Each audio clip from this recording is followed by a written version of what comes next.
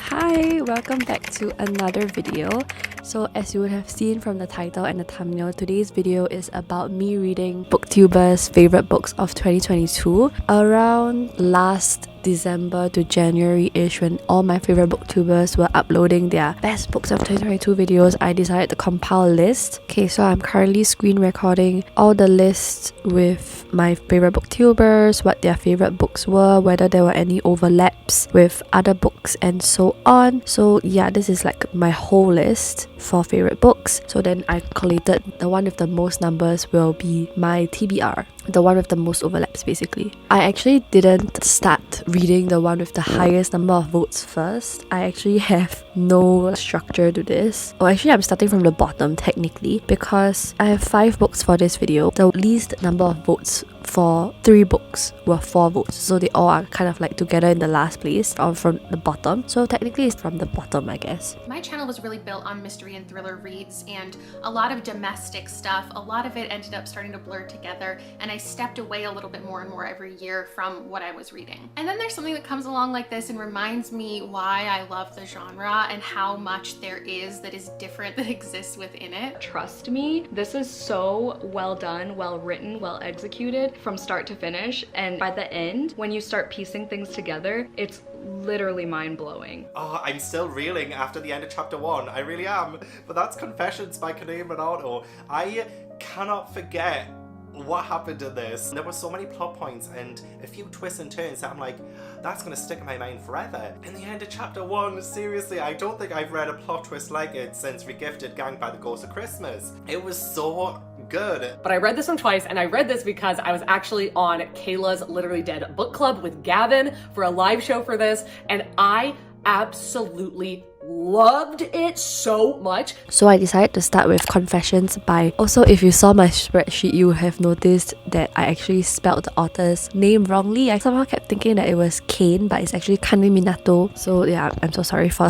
making that stupid mistake. So I started with this one. The booktubers who listed this as one of their favorite books of 2022 was How to Train Your Gavin, Jen Agaton, Books and Lala, and Katie Coulson. I am actually reading the ebook and listening to the audiobook at the same time. It's a quite short book, I would say. I am 58% in so far. It's only like 7 hours for the audiobook. This book, I actually wanted to use it for another video because it really reminded me of another K-drama poster, but it's fine. I think this video is more interesting. This book has really long chapters. So when I first started reading it, I was like, okay, why is this chapter not ending? Are we still on the same chapter still? And I had to like double check, and we were. So it has really long chapters, and it follows the perspectives of, I would say we only have 6 chapters for this book, and each chapter follows from the perspective of a different character. So the first chapter we followed the perspective of this teacher called Yuko Moriguchi.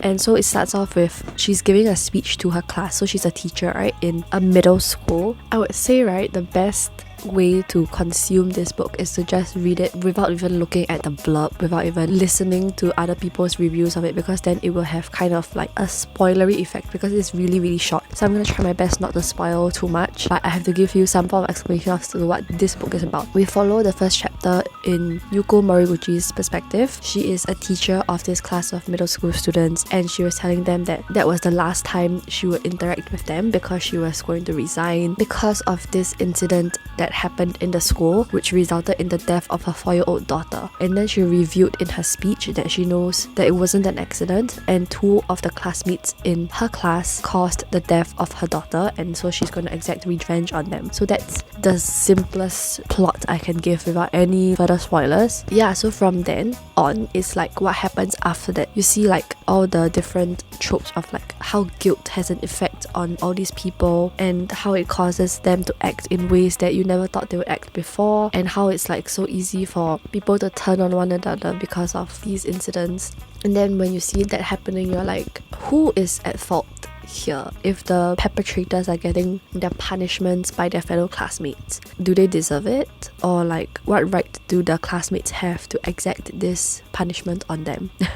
Oh, that was kind of a spoiler. Okay, anyway, each chapter has kind of like a plot reveal that really shocks you. Yeah, so I'm currently like 58% in listening to the audiobook and reading along with the ebook, which is like a great pairing, I would say. The audiobook is quite good. I can see why it's a favorite. I'm really enjoying it as well. It's really fast paced and it's really short also, so I'm gonna finish it soon, and I'll come back again with my rating and review at the end when I have finished this book. But for now, I'm really enjoying it, so hopefully it ends off with a good rating. I don't think I properly explained the format of this. How I did this process was I watched all the videos of my favorite booktubers talking about their favorite books, and then I wrote down their favorite books in the Excel sheet. I watched out for any overlaps between, for example, this booktuber and another booktuber, and created the list for this video's TBR with the books with the most number of overlaps. These books also had to be something that I was already interested in reading. Not all my favorite booktubers are featured in the Excel spreadsheet, maybe because they uploaded later than when I compiled that sheet, or maybe just because their books, none of them were really like piquing my interest. Yeah, I just want to briefly explain how that selection worked. Several days later. Hi, so I'm coming to update because I finished Confessions a few days ago, and I am finally going to be giving you my review for it. Let's start with trigger warnings first. Trigger warnings for manipulation, experimentation, animal cruelty / torture, bullying and domestic abuse. So in the end, I decided to give this book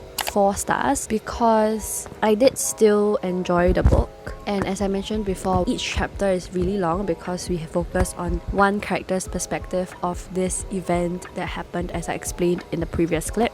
But towards the end, the last 2 perspectives, I was experiencing a bit of fatigue when reading those chapters, because by that point we have already been talking extensively about the event just from different characters' point of views. I would have appreciated if the recounting added like a lot of new details to the original story, but it just added a little bit. I did get a little bit like, oh, at the last twist, I was like, oh, so that's how this story is going to end. Overall, I did still give it 4 stars, which is a good rating. So yeah, a very strong start to the video, and I see why this book is so many of my favorite booktubers' favorites of 2022. I'll update again when I eventually start reading another book on this list. Most books like this I feel like would be predictable and someone you would just really root for way more than the other, but the way that she wrote this had you feeling exactly like the main character was feeling. In fact, I bought 2 copies of this book and gave it to 2 of my friends. Personalized messages on the front and a personalized quote from this book. I need to make people read this. It is such a good book and underrated. It's a backlist Taylor Jenkins Reid book, so I don't think it's as popular as like Daisy Jones or Evelyn Hugo. But One True Love was such a surprise. Like, this has some of my favorite quotes in it. Let me just read you a couple of my favorites. I honestly think everyone would benefit from reading this book. One True Loves is more romancy, kind of. Basically, Emma was in love with her high school sweetheart. They were like so obsessed with each other, so in love. This book made me sob at the end. And again, if a book makes me cry or provokes some emotion from me, I'm going to give it 5 stars, hands down. There's no question about it. Hi, I have continued with this video, which is why I'm here to give you an update with the next book in this 5-book TBR. So the next book that I picked up was One True Loves by Taylor Jenkins Reid, which is an author that is super popular amongst the booktube community, even outside of the community, I would say. This book was mentioned 4 times. So it was mentioned by Hailey Pham, Sunny Kim, Steph, and last but not least, Liv's Library. So I am actually quite a bit into the book already, but I'm just gonna let you know what the book is about first. First published in 2016, so I was quite surprised that it came up so many times by so many different booktubers. So basically in One True Loves, we follow Emma Blair, who marries her high school sweetheart Jessie. But then on their first wedding anniversary, the 2 of them, they love to travel, so they spend their 20s just traveling around the world, moving away from their hometown, just jetting away from country to country, continent to continent. On their first wedding anniversary, Jessie goes on a helicopter over the Pacific on the way to Alaska, I think. But then the helicopter crashes and so he disappears. They couldn't find his body, and so Emma is just left there refusing to believe that he's dead, but everyone around her is like, you have to accept that he's dead, you have to move on, you can't keep doing this to yourself, things like that, you have to live. So she then quits her job and she moves back to her hometown, which surprises herself because when she was growing up in like her high school days, in her 20s, she never wanted to stay in her hometown. looking forward to college because she could move far away. She didn't want to come back at all. She didn't want to inherit her parents' bookstore. She assumed that would be left to her sister Marie because she seemed to enjoy it. But then because of this incident, she quits her job, she moves back home in effort to build her life back together. And also actually, I think at the time when she and Jessie were just married, she was also considering settling down back in her hometown because she had spent her 20s traveling around, being constantly jet lagged, and it was great. But she also feels like it's a time where she should move on and actually settle down somewhere, which is her hometown with Jessie. But then Jessie got into that accident, so she moves back herself. Then years later, in her 30s, she runs into Sam, who was an old friend and was actually kind of interested in her, but she accidentally put him in the friend zone, and then the whole thing with Jessie happened, so she didn't really get a chance to explore her feelings for Sam or even have much of a time to interact with Sam. Now that they're reconnected, she finds herself falling in love again now with Sam, and then she finally feels like she has a second chance at happiness when they're about to get engaged. But then suddenly she receives a call from Jessie himself, like he's found, he's alive, and he's been trying all these years to come home to her. So now there's this whole dilemma of like, who is she gonna choose, what's gonna happen now, and who is her one true love? Because at first she used to refer to Jessie as her one true love, but then now that she's like having this second chance at happiness with Sam, what does she even want? So we're at this point. So for me, I am 33.5% into the book, and so what this book has been doing so far is that it has been explaining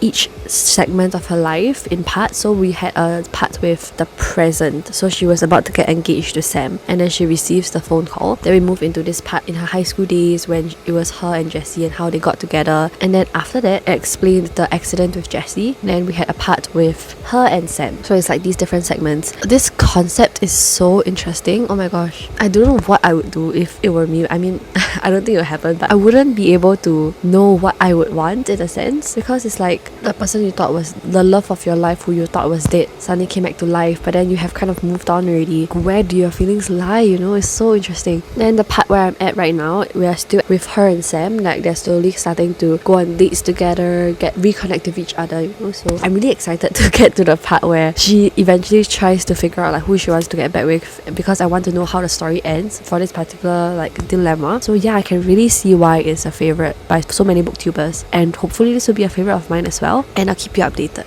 Hi, so I have finished One True Loves, and let's start on my review. Trigger warnings first. Trigger warnings for death, grief, girl, hate, mourning, and spoiler warning, self-amputation. Overall, I decided to give this book 4.25 stars. From my previous update, I think I was saying how I was looking forward to Jessie coming back and then her having to decide between Jessie or Sam and the dilemma that she will have to go through. It happened, and I was quite intrigued as to what her choice would be. Overall, I think it was a very realistic choice. I don't see how she could have chosen the other person. I was fully convinced by the choice that she made, and it was also the choice that I wanted her to make because the guy was just very cute. Okay, let's go into spoilers. Basically, she chose Sam in the end, and it was because she went on a trip with Jessie to Maine, back to his parents' cabin where they got married before, and they were just spending time with each other. But then she slowly started to realize that they don't really know each other anymore, and it's kind of sad because of how much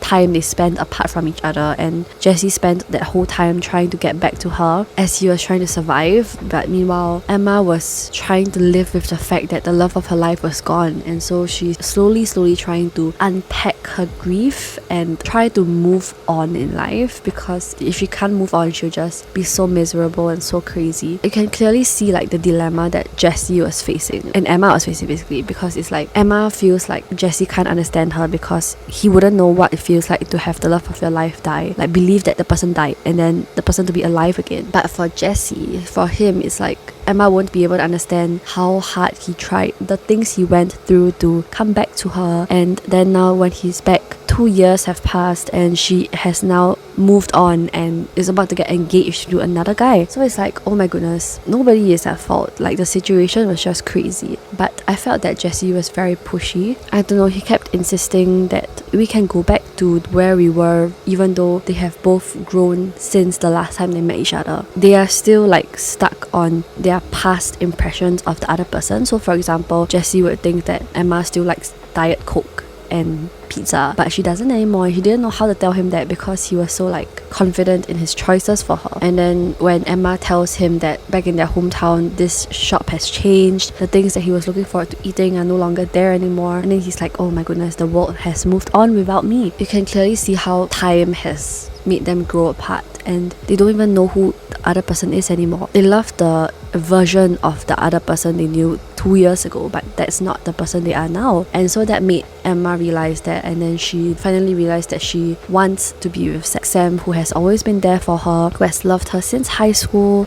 This poor Sam. He got Emma stolen from him back in high school, and then now just that as they were about to get engaged, Jessie comes back again, and it's like, poor Sam, man. I like how she chose Sam in the end because I like her with Sam. Sam is like my favorite out of the two. This book was just really, the writing was really beautiful. Like, it shows you how there is a right person for you at each point in your life. It doesn't have to be one person. It depends on who you are as a person at that point in your life. And just because you move on to a different person doesn't mean that you didn't love the other person in the past. You know, it's like when Jessie told Emma that you and I aren't going to spend our lives together, but I finally understand that that doesn't take away any of the beauty of the fact that we were right for each other once.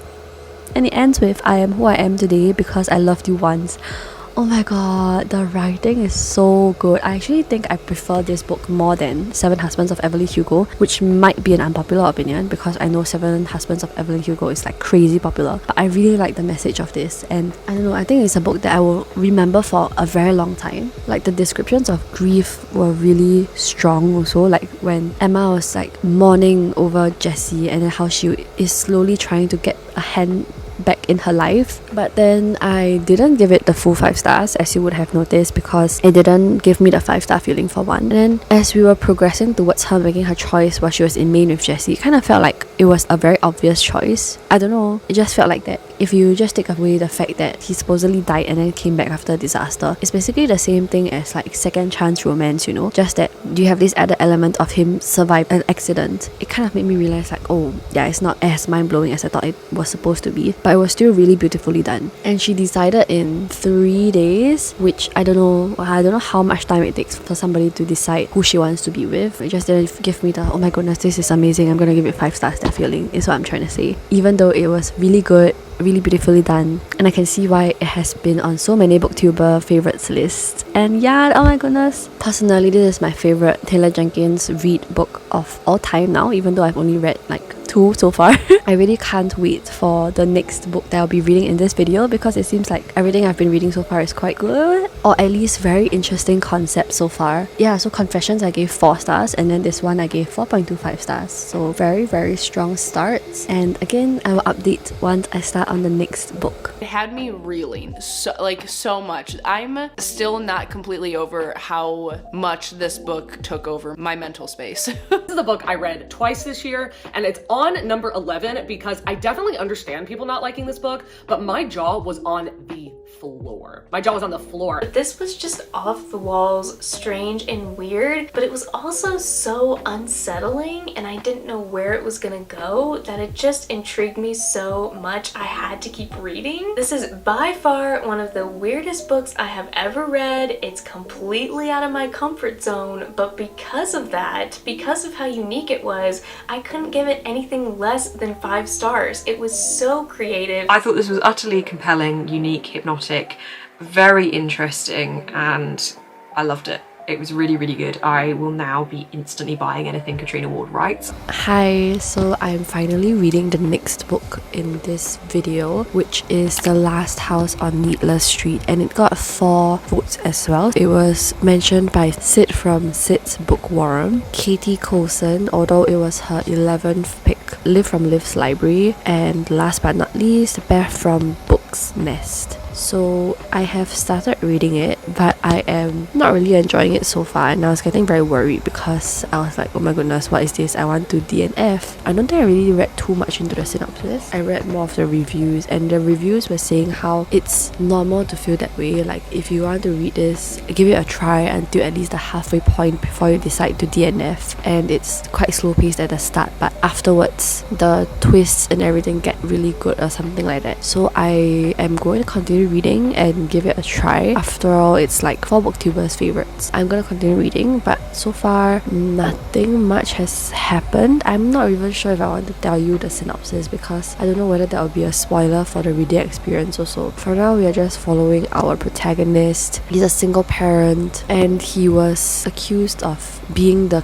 culprit behind the disappearance of this little girl many years ago, even though he has an alibi and everything. And he has a cat, and the cat has chapters in this story, so you get to know the perspective of the cat. It just feels weird. And I guess we're gonna slowly uncover the truth behind what happened in that incident, so I will keep you updated once I get further into the book, and hopefully this turns out to be a good read. Hi, so I finally finished The Last House on Needless Street, and okay, I am going to give trigger warnings, but I think I'll give it towards the end because it will spoil the whole book. I'm just going to talk about my thoughts first. I decided to give it 3.5 stars in the end because, like all the other reviews said, the book picked up after the 50 to 60% mark, and then you start to be able to guess more things as to what is happening. But I don't think that makes up for how bored I was for the first 50 to 60%. And I don't know, the review, I think it may be mind-blowing to some people, but for me, I was just like, okay, I'm very confused. So in the end, I had to like go look up other people's reviews to properly understand and make sure that I fully understood the story. I guess I can see why it was on so many booktubers' favorites because it took them out of surprise, and like the twist maybe made up for the first half of the book for them, but unfortunately it did not for me. But I can still see why it is popular and well liked. I am going to go into trigger warnings now, and basically the whole spoilery part already. Trigger warnings for child abuse, mental illness, child death, animal cruelty, animal death, suicide, and dissociative identity disorder. So the idea is basically the whole twist that the author was working towards, because in the end we find out that Ted doesn't have a daughter, he doesn't have a cat. So he created those two authors as a means for him to deal with his abuse that he experienced from his mother. I think there is another author called Nighttime, but I'm not really sure what the purpose of Nighttime is. I think maybe it's just to fuse them together. There's also a little Ted. The book started alluding to the fact that his daughter might not be his daughter. His daughter might actually be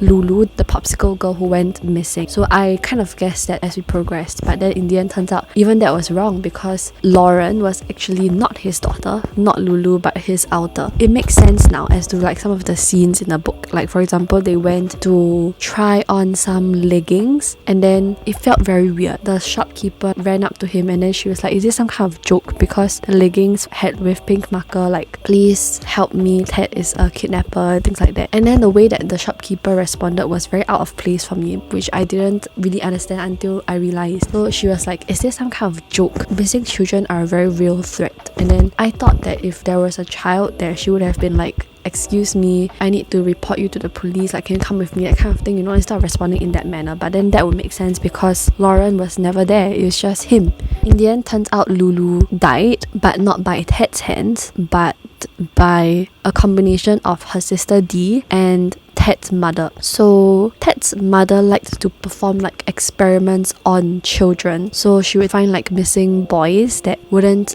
matter if they disappeared, and then she was experimented on her own son Ted. So that's why he had a lot of like burn scars and everything. So at first Lauren was saying that she had all these burn scars and everything, but actually they were all on Ted. But Lauren was the author that came out to bear the pain. So he was actually subjected to being like locked in the freezer chest with holes, so he would be bleeding, and then the mother would pour like vinegar into the box so that it will burn, and then there will be acid and everything. So it's like very terrible. Actually Lulu kind of tagged along, so Dee wanted to sneak out with a boy, but Lulu tagged along, so they were gonna like make out in the woods, and then Lulu was just playing by the stream when suddenly she tripped and then she crashed her head on a stone, and then she died because of all the blood loss. And then also I think there was a snake, but I can't remember if the snake bit her or not, but the presence of the snake traumatized Dee, and then in the end that triggered her in the present when she saw that she was bit by a snake again, and then she saw the snake that triggered the memory to come back.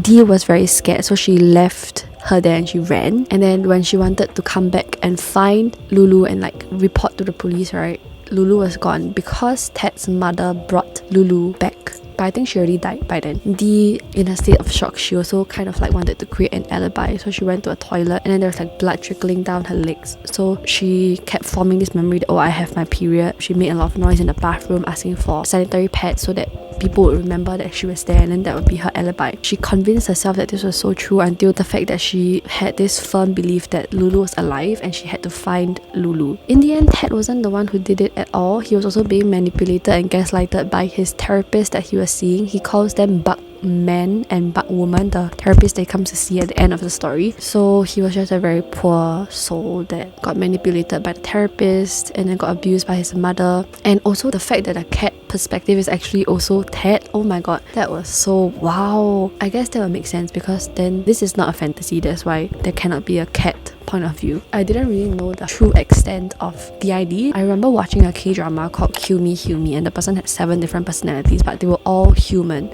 So it didn't occur to me that there could be a perspective of an animal as an alternate personality. Yeah, that was very intriguing for me and brought a lot of content to discuss and reflect on. So in the end, I'm giving it 3.5 stars, but I felt that it was a very good exposure to the disorder in the fact that in the end Ted wasn't the one who did it, because then it shows how like people also interact with those with DID and how they can be mistaken. People tend to associate crimes with mental disorders when actually that's not the case most of the time. Yeah, that was a very intriguing read and I give it 3.5 stars. You can see why it is very popular, and yeah, I will update again when I continue reading my next read for this video. One of my most surprising reads of the whole year, I think. I've seen it all around, you know, everyone's been talking about Legends and Lattes, Legends and Lattes, Legends and Lattes, and for good reason. This book was absolutely phenomenal. There was no question in my mind that it should be 5 out of 5. But it just didn't feel right to not include this honorable mention. Legends and Lattes by Travis Baldree. It's divine, it's low stakes, it's high fantasy. It's so relaxing to watch a stinky stable transform into this cozy cafe. You could really smell the roasted beans. You could almost taste the baked cardamom. It really just takes you there. And it was just so fun to explore some of the characters, follow them along on their day-to-day life. It was a very simple story, but yet there was enough plot to keep you interested. I just loved the details and the atmosphere of this book, especially if you're a coffee lover. I talk about this book non-stop. It is so cute and adorable. The descriptions of coffee and pastries in here are literally like mouth-watering. This is just like the perfect cozy book. If you're looking for a very slow-moving plot that's very, very cozy, this is probably the first one to reach for. I could not recommend these books more if you are looking for the ultimate cozy fantasy. In 4th spot, we do have Legends and Lattes by Travis Baldree. This is a cozy fantasy. Absolutely loved this book. This was absolutely adorable. Hi!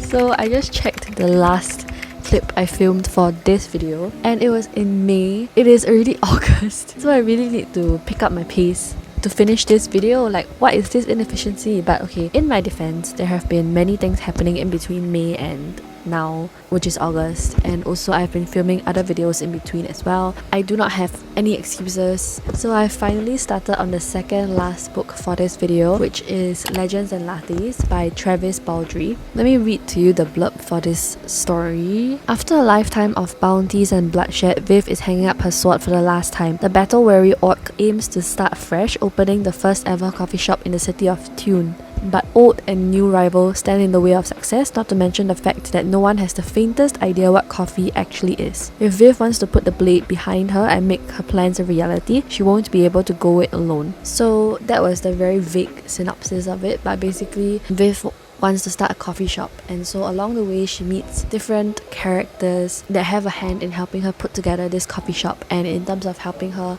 build it up such that it continues running. So for example, we meet Tandri, who is a succubus. Don't really know what that means, don't really know what an orc means also. They kind of become partners, even though when Viv was hiring, she was looking for an assistant, but they kind of become partners. She also meets my favorite character in this story, known as Thimble, who is a rat, I would assume, based on the fan art that I've been seeing. The three of them kind of just run this coffee shop. Thimble is more of like an employee because he is the one that is baking the treats. There was also like a demon cat in this, like a super huge cat that just takes up residence in the shop as and when she feels like it. Where I'm at in the story, I am about 60%, to be accurate is 59% into the story. At first when I was reading it, I wasn't really in a good space. I was kind of like very unable to focus and very much not being able to concentrate on the story, so I kind of missed a bit of the start. But as the story progressed and I got into a better headspace, I found myself enjoying it a lot more. I found it really cozy, and it's just about them trying to make sure this coffee shop survives and how they improve on their shop and things like that. And it's really cozy, and I really get why everybody says that this genre is cozy fantasy. So there is also the house in the Cerulean Sea that kind of fits into this genre, and this is very much a genre that I enjoy. My favorite character is Thimble, as I mentioned, and he just brought so much to this story. Like, he's so cute, like the way that he loves coffee so much, and he agrees to bake for them just to have unlimited coffee. It's just the cutest thing. Okay, I don't really want to say anything else because with this story, the plot isn't really like super complicated. It's more of like the vibes and the characters, so I don't really want to say too much because it might be too spoilery, but just know that I'm enjoying it. Whether or not it'll be a 5-star is still very much a question mark though, because it hasn't been giving me the 5-star feeling just yet. So we shall see. I have 40% of the book left, so I will update when I eventually finish. Hi! So I finished Legends and Lattes a few days ago. I am coming here to give you my review of it. Trigger warnings for stalking, arson and violence, and in the end I decided to give it a 4.25 stars because the plot got a little bit more complicated towards the end, which is a good thing because in the previous video I was talking about how I felt that the plot wasn't really there, it was just more of the vibes and the characters. However, it didn't feel super original or novel or unlike anything that I have read before. 4.25 stars was where I settled for my final rating. I still really like the characters and their relationships with each other, especially Thimble, my favorite character of the story. I don't think it's going to be one of my favorites. Like, when I think back about it now, I don't really have super like, oh my god, it's so good, like I need everybody to read it kind of feelings. And now I'm just glad that I didn't get to buy the physical copy the other time when I was in KLCC Kinokuniya, because then it wouldn't be a book that is one of my favorites and it would just be sitting on my shelf. I don't really have much else to say for that story, but I will still be reading the prequel to that, which is Bookshops and Bone Dust, because while it wasn't amazingly good, the story was still good and I am still intrigued to read about the prequel. That's all I'm gonna say for that. And we are finally down to the last book in this video. I will talk more about it when I eventually start reading it because I have yet to do so. It's like the most popular one and the thickest one as well, so I don't know how long I will take to read that. So yeah, hopefully it's not by December. I hope. I'll see you then. There were multiple times where reading the story that I physically said, I don't think that I'll ever read a better book in my life. The amount of research and study and care that Rebecca put into this book is astounding. Fifth favorite book on the list, and this is Babel by R.F. Kuang. This is probably my most anticipated book of the year. I was really excited for this book to come out. I loved it. I thought it was brilliantly done. I loved the way that magic worked in this story. We are in the last spot of my list of my top 10 books of 2022. I can't believe we're here. We're here. We are here. It's literally impossible for me to make this list and not have this book in the #1 spot. And that is none other than Babel, or Babel if you're feeling fancy, by R.F. Kuang. And this is a book that I was highly anticipating going into this year, and personally speaking for me, I felt like this book really delivered. It was a really impressive work of historical fantasy. This book was absolutely fantastic. This was an incredibly powerful read, an incredibly important read, a very epic read. And a lot of people have obviously been singing this book's praises, so I'd imagine by now you have probably seen it in one video or another, or on Bookstagram at least. It's just stunning. And finally, we have my favorite book of 2022. I don't think this is going to come as a surprise to anyone because I talked about it for so long in the video that I included it in. I couldn't give it to any other book. I thought about giving it to Parable of the Sower, but this is really the one that's just personally stuck with me the most, and that is of course Babel by R.F. Kuang. Hi! So I am finally getting to the last book of this video. It is BookTube's favorite book of 2022, based on the booktubers that I watched and followed. So that book is actually Babel by R.F. Kuang. It received like 6 mentions. So yeah, I've started reading it and I am currently just starting book 2, chapter 5. I had a lot of doubts going into this story because 1, it is freaking long. It is like 500 plus pages, and 2, I haven't really enjoyed most of R.F. Kuang's works. Like, I didn't really enjoy The Poppy War.